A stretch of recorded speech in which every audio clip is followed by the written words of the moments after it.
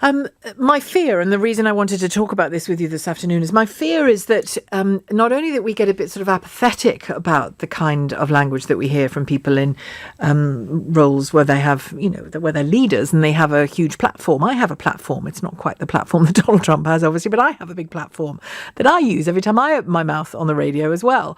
Some of you will like what you hear. Some of you won't like what you hear. I hope that even if you don't like what you hear, and even if I don't like what I hear from you in a conversation, we can at least have a decent, civilized conversation about issues, and for the most part I think we do.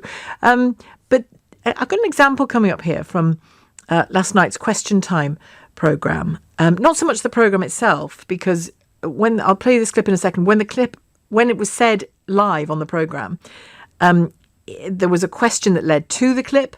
There were responses to what the audience member said. So in the full context, there was challenge. There was conversation, there was challenge to what this individual said. But then, like many programmes these days, Question Time put the clip out on social media, on Twitter, and presumably I saw it on Twitter, presumably on Facebook as well. And it just stood alone. Listen to this, standing alone. No explanation, no challenge. I'll challenge it in a minute, but just standing alone. Interesting what you're saying here. 68 million people now live in England, going up, UN estimates. At what stage does the panel and people think this country has had enough? That we should close the borders, completely close the borders, because it's got to the stage now is there's no education, schooling, infrastructure. It's enough. We are sinking. Surely someone's got to see common sense and say enough is enough. You've got people flooding into this country that cannot speak English. I've come from London. In the National Health Service, everything's written in different languages. How much is that costing? How much is it costing for the interpreters? Sorry, madam. How much is it costing for the interpreters? I was in hospital last week. The interpreter never turned up for the people who couldn't speak English. She was paid. They all had to go on, and all the radiologists stood around doing nothing. What sort of country is allowing this? What sort of country is allowing this tourism to come in? You arrive in a plane, you get free service, you can have your babies, you can just carry on having it all for free. Why haven't they got points set up in the hospitals and you pay like you do in every other country you go to? You wouldn't turn up in America and be allowed to go for free. There's Fiona Bruce in the background there starting to say, let the panel respond. And the panel did respond live on air. It's not quite live, is it, when it's broadcast, but there it was. But the clip out there, that clip from that lady is out there now on Twitter. Now, some people will be able to challenge it. Some people won't wish to challenge it. It will just stroke them and reassure them that actually all their views about Britain sinking and being overwhelmed by migration, and there being no education system to speak of left, there being no services left. Any serious damage to services that we've seen over the last decade is not to do with immigration. It's to do with austerity and cuts to those services. Flooding into this country. Different languages. The abomination. Different languages. A GP surgery daring to put some information in different languages on the walls so that people who speak those languages can understand and get some healthcare. Good God, what's the country coming to? Different languages.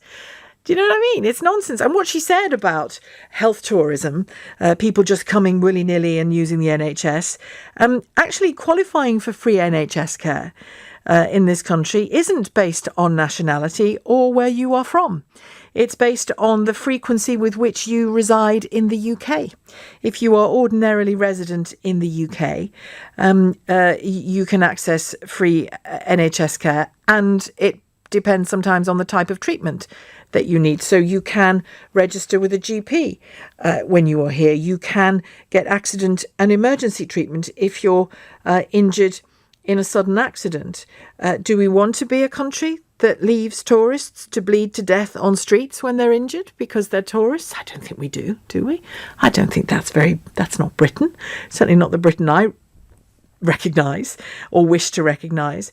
And as for the cost of so-called health tourism, that can include, based on what I've just said, that your access to free healthcare, NHS care, is based on whether you are ordinarily resident in the UK.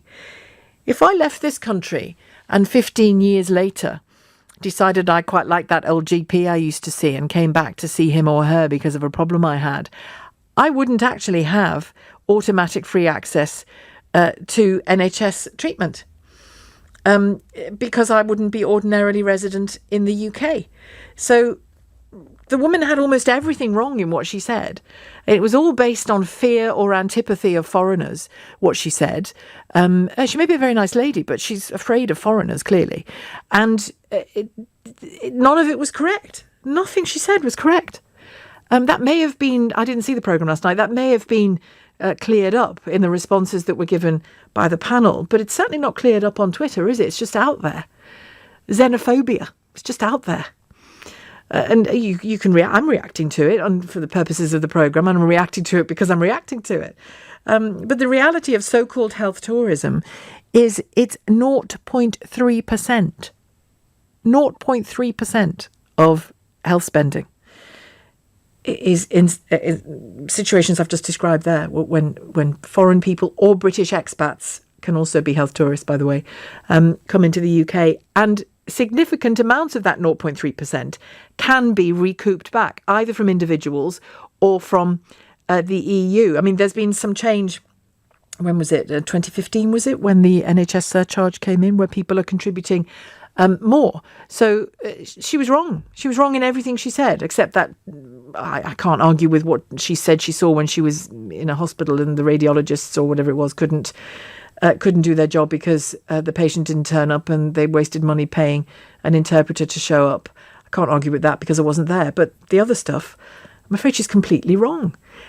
And if we are lazy and apathetic about responding to comments like that, if we are lazy and apathetic when somebody says immigrants always bring wages down, sometimes an increase in immigration in a particular sector can depress wages, but there's as much evidence to say it increases wages in other sectors, and that depression that can happen in wages is often very short term. So we have to challenge these statements every single time if they have even the whiff of nonsense about them. And pretty much everything that lady said was nonsense, at least not true.